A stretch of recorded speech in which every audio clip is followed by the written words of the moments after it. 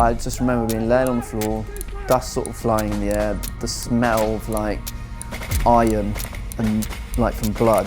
It wasn't until I heard Jules May, the medic, say over the radio, yeah, double amputee. And at that point I was like, damn. And I just remember I was like, man, I think I'm gonna die. I think I'm actually gonna die. My name is Justin Davis and I was on my first tour of Afghanistan in 2011 when I triggered an IED. The injuries I suffered were life-changing. My body smashed to pieces, some of those bits I would never see again, left to the wild dogs that roamed the harsh lands of Helmand. I had no idea how I would rebuild my life, but I refused to let my disability define who I am and have since gone on to climb both Mont Blanc and Kilimanjaro. This is my story. I've heard you say that life in the military was a calling. What made you say that? I knew there was something different. I knew there was something more for me. I wanted to see more of the world. I wanted to, travel, have experiences, but I didn't know how. I had no money, we weren't like a wealthy family or anything like that. And Afghanistan was very much like in the media at that time. And living near Mont Blanc as well, you saw the other side of it. You saw all these people coming back from Afghan or Iraq, and it made me want to actually go and have a go at that. There was something about these people that had given everything that I was like, maybe that really is living for me. December the 15th, 2011. Tell me what you remember about the day from the start. The day kind of began with you just heard explosions and stuff going on in the distance. Yeah, so we heard over the radio that a platoon sergeant from one of the other platoons had been injured. During that kind of incident, we were sort of tasked as a quick reaction force to go down and provide any assistance that we need to. I just happened to be stood near or next to the search equipment. The call comes in, you just grab the equipment and you go. Yeah, we made it out the compound and we're walking on these muddy, really dry, muddy paths and getting closer and closer to this gunfire, and we were tasked then to go down and cut the Taliban off, intercept them when they withdraw and essentially ambush them. Yeah, I remember walking across an irrigated field and I came to a tree line. Do I go left? Do I go right? Do I sort of go through the middle? Time was of the essence. I picked my spot, I went for it, and I do remember walking a few paces, stepping through, down in the irrigation ditch, coming out the other side. Next thing I know, I'm just lead on the floor. My brain is not processing it, it's just, you can hear ringing, and I'm just not really sure what's going on. There's blood in the air, there's dust in the air, and then you can hear people saying, contact IED. When someone finally gets to me, and they're like, yeah, you've been hit, and I'm like, damn it. And I could see my hand in my eye line, it's laying on the floor, and saw my hand was fingers were all just broken and hanging off, and I was like, oh, it's not good. And at that minute I was like, my life's completely changed, it's over. It was a heart-wrenching moment.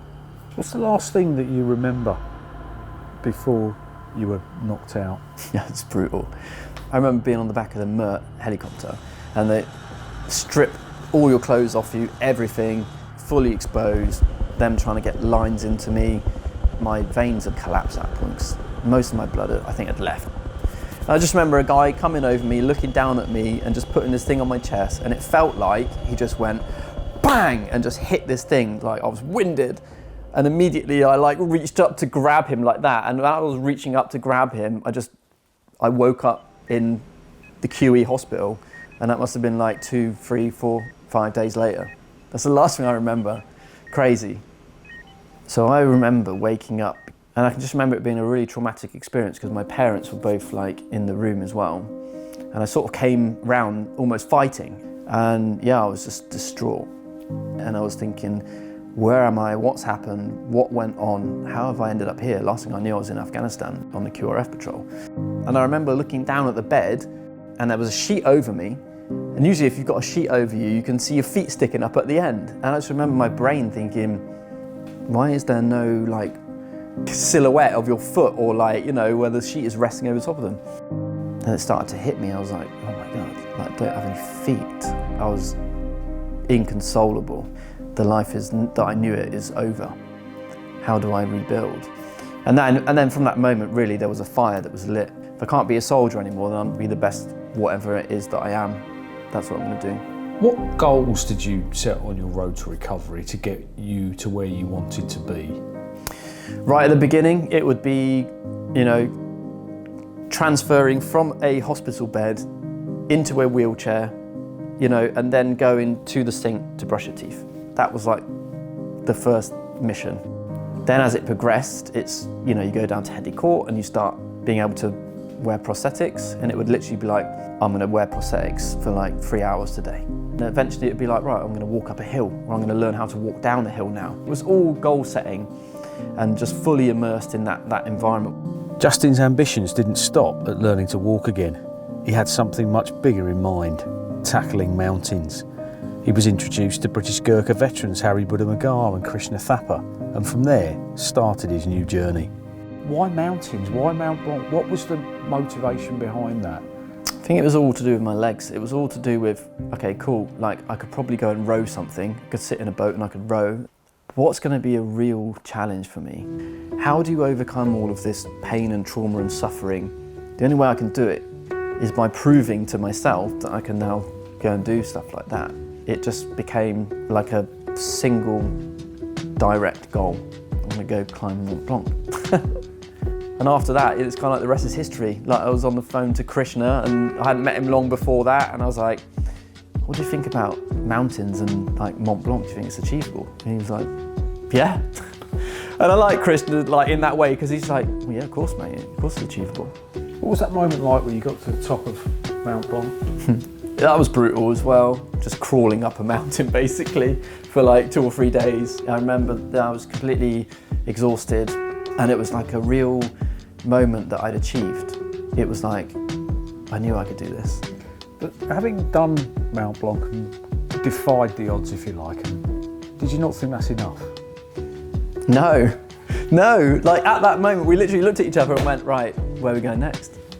I'm just really grateful for the team that we had around us, Krishna with his experience, especially what he's done in his military career. There's nothing that will stop us. Is part of it about not being defined by disability? I still struggle with this today, calling myself disabled. And yeah, I am disabled. I mean, I do accept that, but I guess I'm differently abled. Like, yeah, things are harder, things are challenging, but I've worked so hard the last 12, 13, 14 years that I've got myself to a position where walking down the street is easy now. And that's where I always wanted to be. How have the charities played a role in your journey?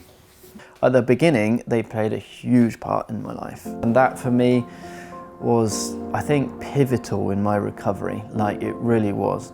I'm actually trustee of a charity as well, a charity called Head Up. I've had involvement with Blesma. There'll be a few others as well. What about any of the climbing charities? Climb to Recovery, in the last 5 years or so, have really been like instrumental in getting me out climbing. Being exposed to that community has been really great. And how important is the Veterans Foundation in helping these smaller military charities? Charities in general are struggling, like smaller charities particularly, to bring funds in. And I think it's just extremely important that the Veterans Foundation continues helping the smaller charities. If people can play the Veterans Lottery, you're directly supporting people like myself and people in a similar position to myself to access the smaller charities and some of the care that they need, or the bigger charities who are always there for the guys and girls that really need it. If people have got £10 spare and it's going towards the Veterans Lottery, I just think it's an amazing personal donation. We as veterans appreciate everything that we have, everything we have access to because of the people donating. So we just want to say, yeah, thank you. Are you proud to have served? Yeah, I am. I am proud to have served. We can say hand on our heart that what we did was the right thing to do. Whether we were there for the right reasons or not, it's kind of out of our control. But looking back now, yeah, I am proud of the boy that did that, and I think I'm proud of the man I am today as well. If you want to support veterans like me, please play the Veterans Lottery.